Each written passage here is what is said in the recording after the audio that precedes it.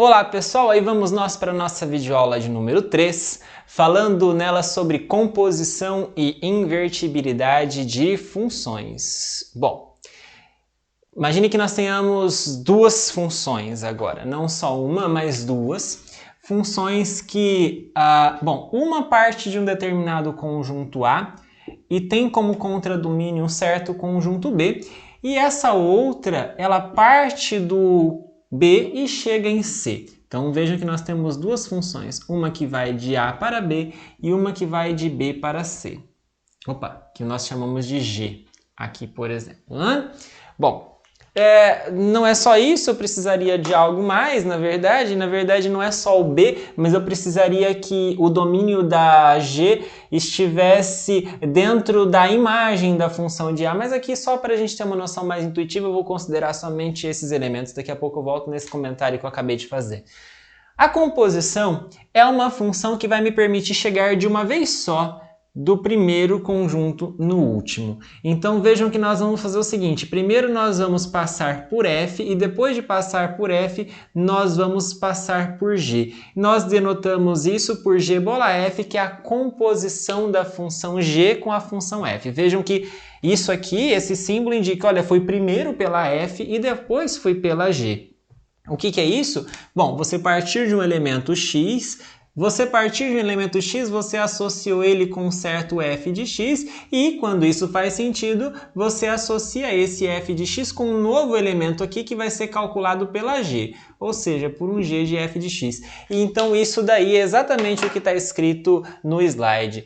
A gente chama de função composta de g com f a essa função que vai de a em c, tá errado aqui, desculpem a falha aí, aqui é de a até c, que faz o seguinte, que calcula qualquer elemento aqui associado com o g, calculado na f de x. Esse é o símbolo que nós usamos, g bola f, quer dizer, primeiro eu calculo a f e depois eu venho com a g por cima. Ok? Bom, então essa é a situação esquemática que nós temos, inclusive é a situação esquemática que aparece aí nesse slide. Mas observem uma coisa que é importante, né? Como eu estava dizendo para vocês. O domínio da G não pode ser necessariamente B. O correto mesmo é que o domínio da G estivesse dentro da imagem da função f. Então, a imagem da função f está aqui, e aí é dentro desta imagem que eu pego o domínio da g. Para fazer mais sentido, teria que ser isso, porque eu preciso que a f de x esteja calculada. Ok? Mas dito isso, essa situação esquemática de composição de funções é que me interessa. Quer dizer, eu vou passar de uma função usando uma, duas ou até mais funções para ir de um primeiro conjunto num último de uma vez só. Ok? Bom, como nós estamos falando sobre funções desde a videoaula anterior, ainda de uma maneira um pouco como uma certa revisão, é importante nós associarmos os conceitos de funções que nós estamos lidando desde a videoaula anterior. Se nós tivermos duas funções f e g, de modo que isso aconteça, como eu disse para vocês, quer dizer, a imagem da f está contida mesmo no domínio da g, bonitinha, então nós temos alguns resultados que valem a pena ser demonstrados. Primeiro é o seguinte, se as duas funções forem injetoras, então a composição também é. Se as duas funções forem sobrejetoras, então a composição também é. E por fim, se as duas forem bijetoras, então a composição também é. Bom, isso aí fica como um exercício, mas eu gostaria apenas de dar uma noção intuitiva para vocês sobre a demonstração delas. Na verdade, a primeira eu vou até demonstrar.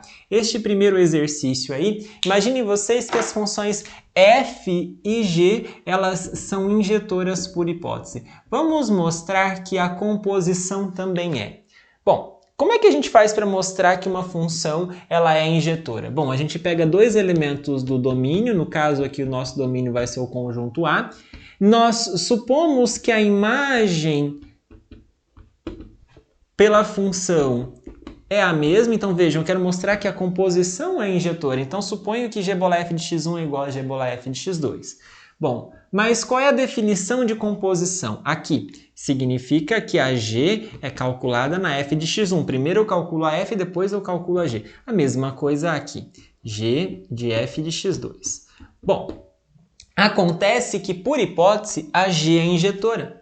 E se a G é injetora, nós sabemos da definição de injetividade que então eu posso cancelar, como se eu estivesse cancelando à esquerda a função G, né? Mas, como se fosse assim, né? Pela definição de função injetora. Porque a G em dois elementos dando a mesma coisa significa que esses elementos na qual ela foi calculada são os mesmos. Então ficou f de x1 igual a f de x2. Acontece que a f também é injetora. Então se a f também é injetora, então aqui eu também posso cancelar à esquerda a f. Então fica como? Fica x1 igual a x2. Olha como é que nós começamos. Supondo que g bola f de x1 é igual a g bola f de x2, olha como é que nós terminamos, concluindo que o x1 é igual a x2. Isso prova que a função g bola f é injetora, como pedido no exercício número 1. Ok? Então esse é um bom exercício aí para você entender como é que nós usamos mesmo a definição de ser injetora. Agora, o exercício 2, eu não vou escrevê-lo bonitinho, mas eu gostaria de te dar uma ideia do que está acontecendo, uma ideia através do diagrama para que você entenda e possa escrever isso. Bom, você tem então duas funções, uma que vai de A até B e outra que vai, eu vou falar que é de B também, mas o correto de novo seria, o domínio dela está contido dentro da imagem da F. Então vamos lá, a F, a G, ok? E eu quero mostrar que a composição vai direto, né? Então G bola F é sobrejetora. O que significa isso? Significa mostrar que qualquer elemento aqui, que eu vou chamar de Z, ele está associado com um certo X. Então existe um X aqui, dado qualquer elemento Z ali, para qualquer Z no contradomínio, eu quero mostrar que existe um X no domínio, tal que a composta de G com F em X é igual a Z, ok? Bom, como é que eu faço isso? Como é que eu faço para demonstrar isso? Bom, lembrando que a nossa hipótese é que tanto a F quanto a G são sobrejetoras. Então, o que eu vou fazer agora aqui com a caneta preta é basicamente aquilo que você tem que formalizar e escrever ao resolver esse exercício. Primeiro, dado Z qualquer, então para qualquer Z, você sabe que como a G é sobrejetora, então existe um determinado Y aqui que vai no Z. Existe esse carinha que vai no Z porque a G é sobrejetora. Por sua vez, a F também é. Então, com certeza, existe um X que vai neste Y. Então, observem só, existe um Y que vai no Z, existe um X que vai nesse Y, então esse é o caminho que você faz. Esse X vai ser levado no Z necessariamente. Ok? Então, é basicamente esse processo que eu fiz aqui, essa explicação que você tem que formalizar para resolver o exercício 2. E o exercício 3... ele é mais imediato, não é? Porque uma função ela é bijetora, sei somente se ela é injetora e sobrejetora, essa é a definição. Então, se a F e a G são bijetoras, como pedidas na hipótese desse exercício número 3, então quer dizer que ela é injetora, as duas são injetoras. E se as duas são injetoras, a composição também é. Bom, mas as duas são sobrejetoras, então a composição também é. Então quer dizer que a composição é injetora e sobrejetora, logo é bijetora. Então é só uma questão de você arrumar os argumentos com base naquilo que você já demonstrou nos itens 1 e 2. Ok? Bom, sabendo composição, nós podemos mergulhar no conceito de função inversa. Então, o que é uma função invertível ou inversível? Não há um certo acordo na literatura sobre usar invertível ou inversível. Você fica à vontade para usar o termo que você preferir, não tem certo e errado aqui. Eu acredito que a minha palavra preferida dentre essas duas é invertível. Eu acho que eu vou usar melhor ela, mas enfim, saibam que acaba dando na mesma. Enfim, uma função f de a em b, então deixa eu mudar o desenho, senão você vai ficar com isso aqui na cabeça. Uma função f de a em b, então o domínio é a e o contradomínio é b. Bom, então tá aqui A, aqui tá B. Você tem uma função que leva elementos do A no B. A gente fala que a função é invertível se eu puder voltar. Se eu tenho uma função G que pega os elementos de B e leva eles no A, mas não de qualquer jeito. Se eu levei o X no Y, eu quero que o Y volte no X. Quer dizer, se eu fui assim, então eu volto pelo mesmo caminho. Ok? Então posso inverter as flechas. É basicamente isso que é uma função ser invertível. Então uma função f de a em b ela é invertível se existe uma função g que faz o caminho de volta dela, ou seja, uma função de b em a, o domínio é b e o contradomínio é a, que faz o seguinte, cada elemento daqui, ele vai no elemento x tal que f de x é igual a y. Difícil de dizer isso, né? E é por isso que nós usamos esse termo aqui. Quer dizer, a composição de g por f, então existe uma função g tal que a composição de g por f dá a função identidade, e quando a gente faz a g bola f, o domínio acaba sendo a e o contradomínio também, então por isso a identidade de a em a. E quando eu faço f bola g da identidade no b. Escrito assim, essa é a formalização para dizer quando uma função é invertível. A composição de g por f da identidade no domínio da f, a composição de f por g da identidade com o domínio no domínio da g. Ok? Ou seja, o que isso significa? O que essas frases significam? Significa que se a f de x vai no y, então a g do f de x volta no x. É o que está escrito aí. Não é? E por outro lado também, ou seja, se a g levou o y no x, então a f vai fazer isso voltar no próprio y, ou seja, f de g de x é igual a x para todo mundo que estava aqui. Ou seja, a composição de g por f de f por g acaba sendo a identidade, ok? É importante notar que essa função g, quando existe, nem sempre existe essa função, mas quando existe ela é única e, portanto, faz sentido eu dar nome, notação para ela. Quando ela existe, eu chamo ela de função inversa da f, ela desfaz o que a f fez e nós denotamos ela por f a menos 1. Tá? Então, nem sempre uma função é invertível, nem sempre ela permite uma outra função que faça o caminho de volta, mas quando isso acontecer, nós falamos que então a função é invertível, ela tem a inversa, que é a função que faz o caminho de volta, que nós denotamos por f a menos 1. Claro, se aqui você a sua f é invertível, então tem a f menos 1. É claro que a inversa da f menos 1 também existe, a própria f. Quer dizer, o que a f menos 1 faz, a f desfaz. Elas têm uma certa dualidade. O que uma faz, a outra desfaz e vice-versa. Ok? E é muito, às vezes, complicado demonstrar que ela é invertível assim, até porque muitas vezes nós estamos interessados, inclusive, em saber qual é a função inversa, mas pode ser um problema complicado saber qual é a função inversa, às vezes nem possível de saber qual é a função inversa com alguma facilidade. Então, às vezes, nós queremos saber apenas se ela é invertível ou não, se é possível inverter uma determinada função ou não. E aí, esse resultado que está escrito aqui é extremamente importante na teoria básica de funções.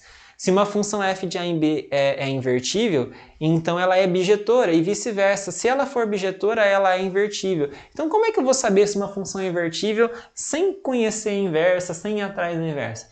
Basta demonstrar que essa função ela é bijetora. Ou seja, olha a noção intuitiva disso. Eu só consigo inverter uma função se cada elemento do domínio estiver relacionado com um único do contradomínio e não estiver sobrando ninguém. Quer dizer, tem os parzinhos feitos bonitinhos. Se isso não acontecer, eu não consigo inverter. Por que eu não consigo inverter? Se a função não for sobrejetora, vai ter gente no contradomínio que eu não vou saber como é que volta. Se a função não for injetora, vai ter gente do contradomínio que recebeu duas flechadas e eu não vou saber para quem que eu envio.